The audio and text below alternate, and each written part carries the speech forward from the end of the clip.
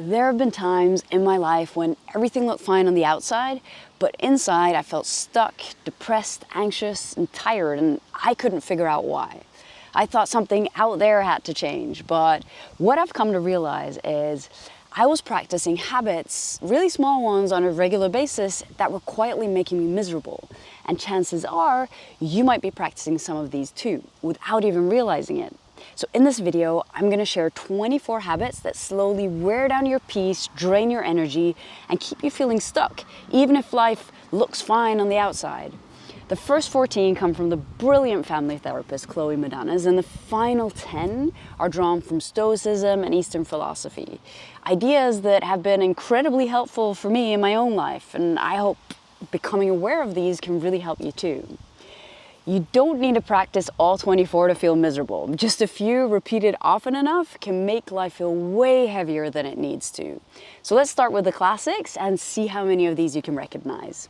Habit 1. Be very afraid of economic loss.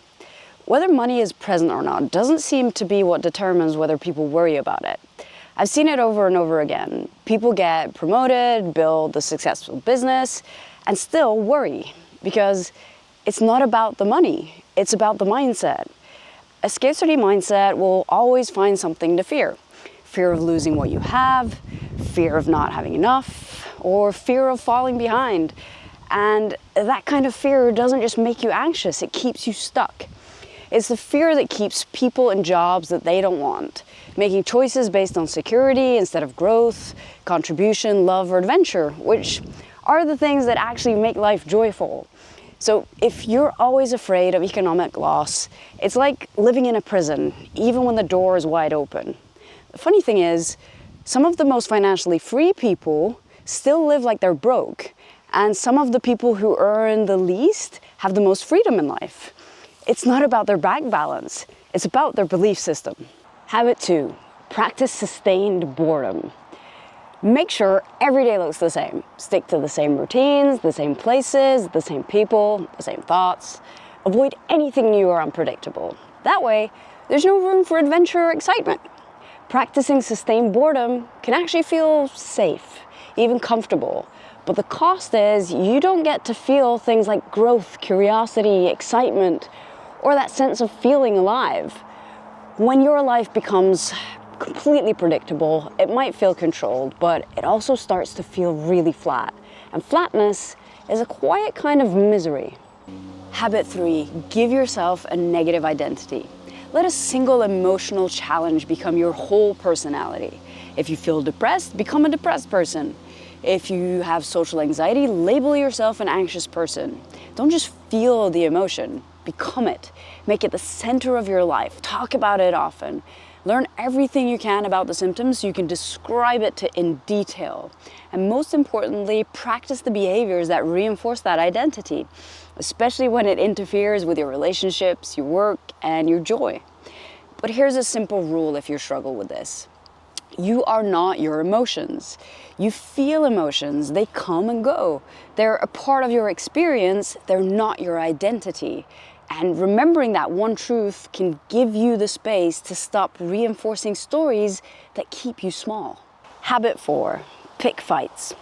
This is an excellent way to ruin a relationship, romantic or otherwise. Every now and then, just pick a fight out of nowhere. Bonus points if it's something small or completely unrelated. Have a meltdown, cry, make accusations that don't quite make sense, and whatever you do, don't take responsibility afterward. Definitely don't apologize. Picking fights unpredictably keeps the relationship unstable, tense, and emotionally unsafe. And if you're looking to push people away without even realizing it, this one works like a charm. You might not even be aware that you're doing it, but if you constantly notice that you're fighting over things that don't really matter, or if it feels like everyone's always out to get you, it might be time to look in the mirror and ask, what's my contribution to this? Habit 5, attribute bad intentions, and do it as often as possible. Whenever you can, assume the worst about your partner, your family, your friends, your coworker. Take any innocent remark and twist it into an insult. Read between the lines and jump to the most negative conclusion that you can think of. I see this all the time. People immediately assuming that someone's tone, words, or silence must mean they're being judged, rejected, or attacked. And it creates so much unnecessary stress, not just in the relationship, but inside of you. The truth is, it's really easy for your brain to do this. It's a survival pattern. What helps me with this is I remind myself I'm not a mind reader. If someone hasn't told me their intentions, I don't get to invent them. Because no matter how likely I think they might be, it's still just me guessing someone else's thoughts. That one mental strategy has saved me from a lot of false stories and a lot of pain. Habit 6. Whatever you do, do it for personal gain. If you don't get something out of it, just don't do it. Don't hold the door open. Make sure you get on the subway first so you get the best seat. And don't ask if someone needs help because they might say yes. Definitely don't set aside time to listen or support someone else's growth.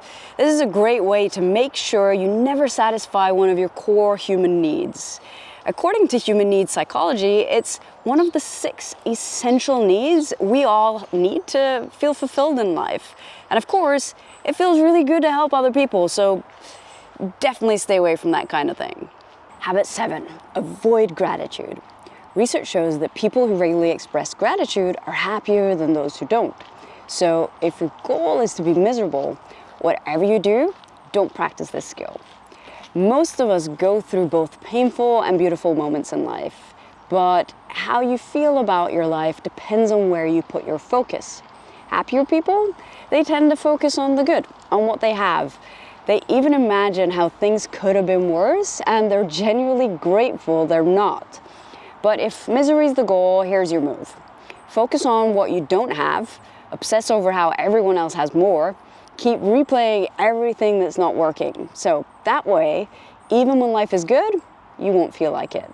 Habit 8, always be alert and in a state of anxiety. Optimism about the future only leads to disappointment. So do your best to believe that everything in your life is gonna go wrong. Your marriage won't work out, your children won't love you, your business will fail. Nothing good will ever work out. Just stay in that state of constant worry. That way, you can be emotionally prepared for the absolute worst, even if it never happens. And as a bonus, you'll be so focused on what might go wrong that you won't have time to enjoy the beautiful moments while they're actually happening. Habit 9, blame your parents. Blaming other people is a great way to avoid responsibility and just stay stuck exactly where you are. Because if someone else is to blame, then you don't have to change. You get to avoid the discomfort of growth.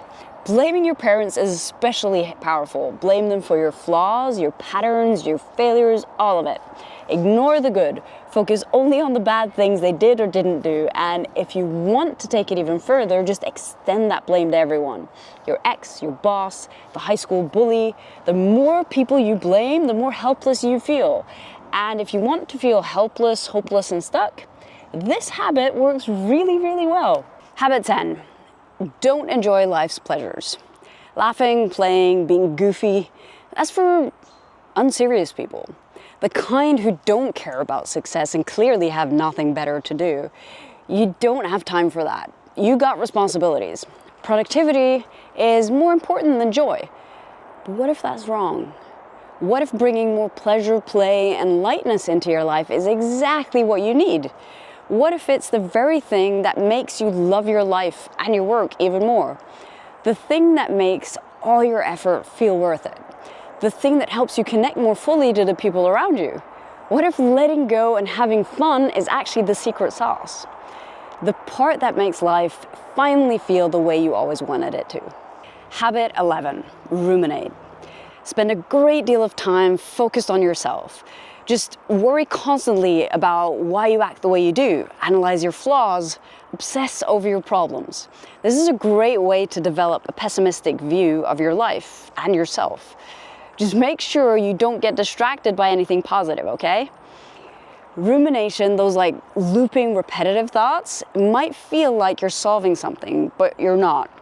That isn't processing. That's unhealthy obsession. And the more you stay stuck in those loops about yourself, your life, other people, the more it starts to feel like those thoughts are your life. But they're not, they're just thoughts. One of many possible perspectives, nothing more, nothing less.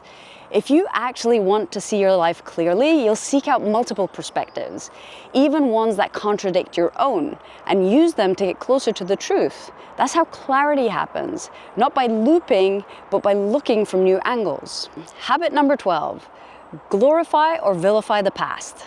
Glorifying the past works really well to create misery in your life.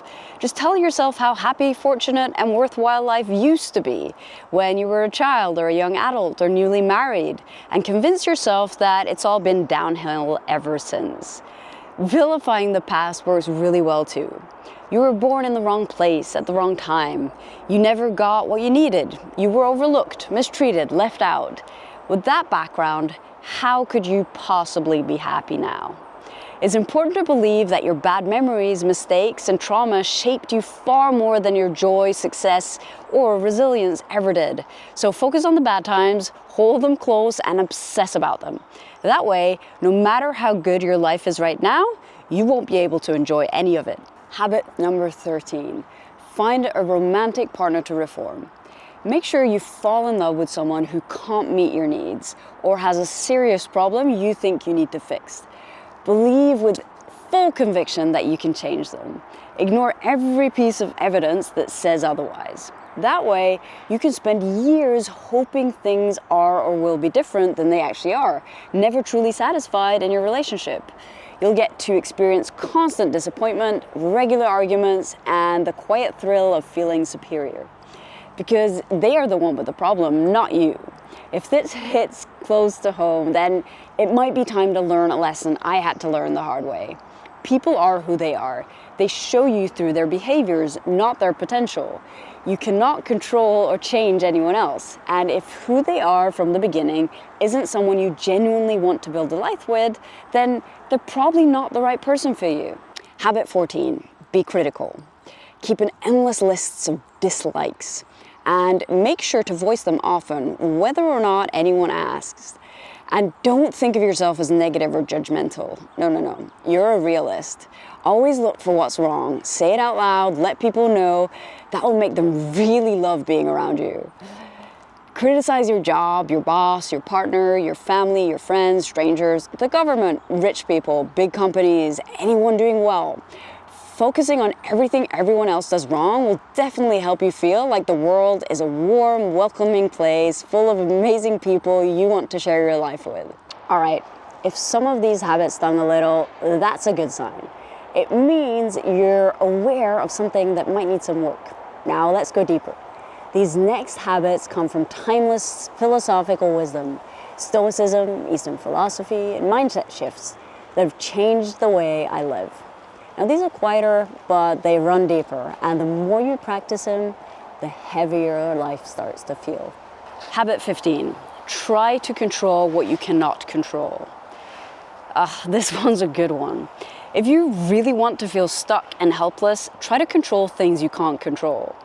That will guarantee you a life full of frustration and disappointment. Just get angry when the weather isn't what you want. Curse the world when the bus is late or traffic slows you down. Get upset that your workplace isn't different.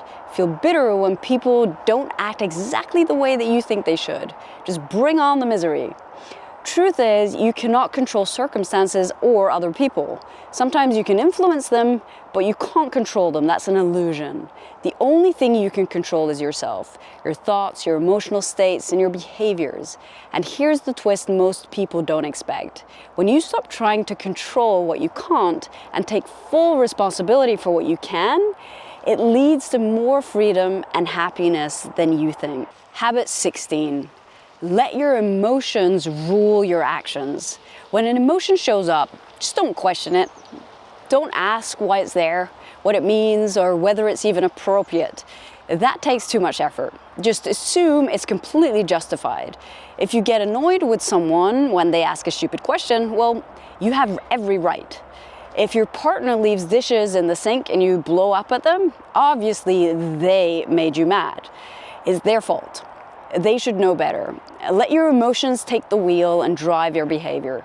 This is an amazing way to invite chaos and misery into your life. But here's the truth. Emotions aren't facts. Many of the feelings you experience are just patterns you've been practicing since childhood, and often they don't even match the situation. And even when they do, emotions are never an excuse for your behavior. You are responsible for how you act.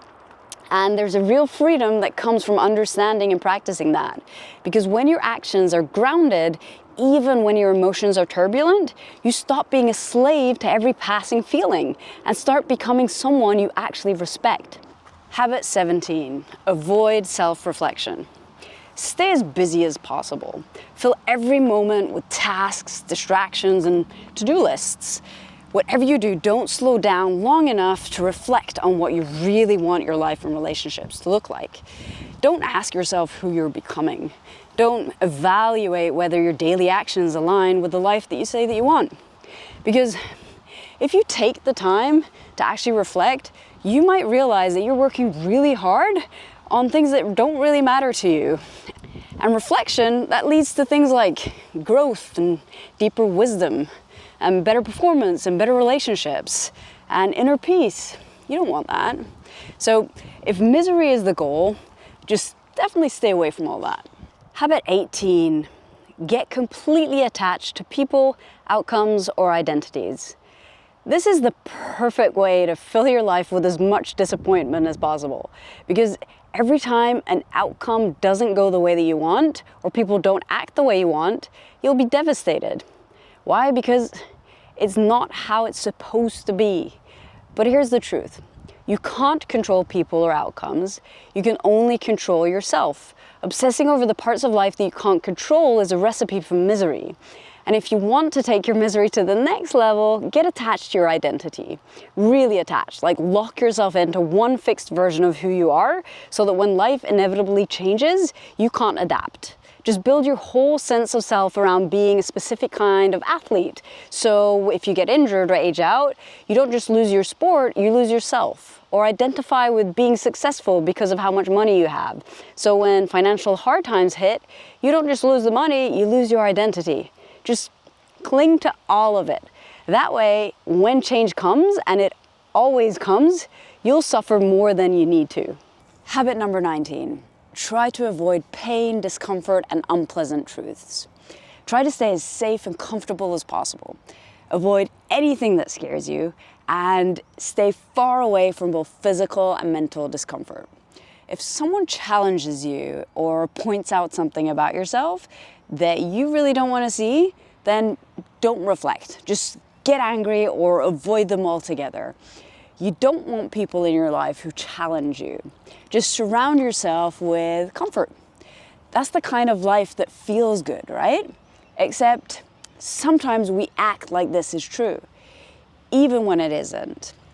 It's uncomfortable to exercise, so we avoid it.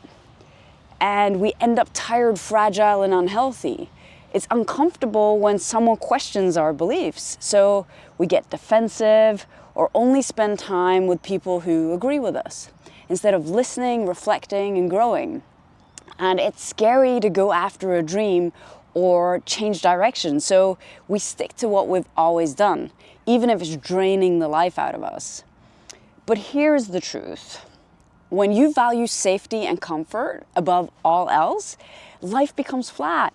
You stop truly living. The very things that bring joy, energy, meaning, love, and health into your life, they often require discomfort. They require risk and courage and honest conversations and new challenges. And here's the lesson most people need to learn. Short-term comfort usually leads to long-term discomfort. But short-term discomfort, that's what leads to long-term freedom and all the good stuff in life. Habit number 20, stay ignorant about the nature of reality. There are a few core truths about reality that Eastern philosophy teaches, and if you ignore them, you're signing up for unnecessary suffering. 1, everything is connected. Nothing exists in isolation. Your choices, your energy, your presence, they all ripple out. 2, nothing lasts forever. change is inevitable, and no matter how tightly you cling to people, outcomes, or phases in life, they will shift. 3, the mind is not fixed. Your brain and your identity, they are plastic and adaptable. You're not stuck being who you've always been, but if you resist these truths, you'll keep trying to control what you can't. You'll cling to things that are meant to change, and you'll suffer every time life doesn't match the story that you have in your head. But when you accept these truths, like really live like they're true, something shifts. You stop fighting reality and start flowing with it. You let go more easily, you adapt faster and just suffer less. And paradoxically, you get to enjoy life more. Not because it's perfect, but because you've stopped demanding that it be anything other than what it actually is. Habit 21, live unconsciously.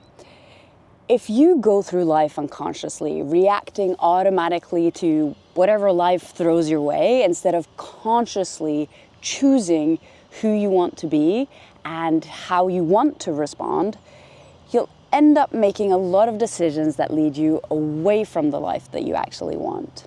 Your automatic emotional reaction is almost never the same as the way you would respond if you paused and thought through it for a while.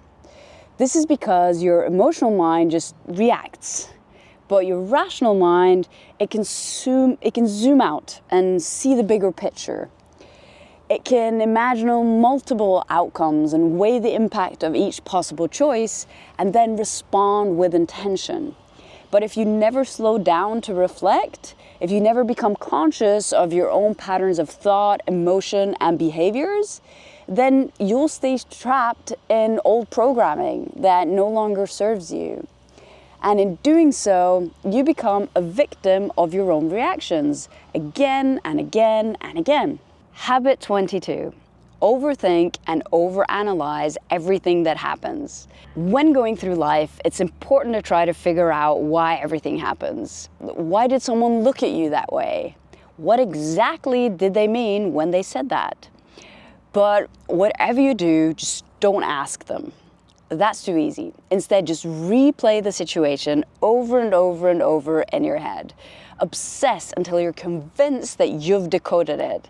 And while you're at it, make sure to imagine all the possible ways things just could go wrong. Keep running mental simulations until you've convinced yourself something bad is definitely going to happen. If you do this well enough, you'll create a constant foundation of stress and anxiety, and life will feel way more overwhelming than it actually is. Because overthinking is amazing at one thing: making sure your mind is too busy to enjoy the present moment. Habit 23, seek happiness outside yourself. Tell yourself you'll be happy when you make enough money, when you get that job, when you find the perfect partner, when the kids come, when you get a bigger house, when your kids grow up, when your kids move out, when you make even more money. Just keep pushing your happiness into the future. Just one milestone away, always just out of reach. Refuse to realize that happiness is an inside job, that nothing external can create lasting peace if your internal world is chaos. Just keep chasing, and you'll make sure that no matter how much you achieve, it will never feel like it's enough. Now you know 23 ways to quietly make your life more miserable. The question is, what do you want to do with that? You can keep practicing these habits, or you can start noticing them one by one and letting go of them. The choice is yours. And if you want to go deeper into the mindset traps that keep you stuck, then watch this video next. It's all about 3 beliefs you need to break to create the life that you actually want. So I'll see you there, and so will Lace.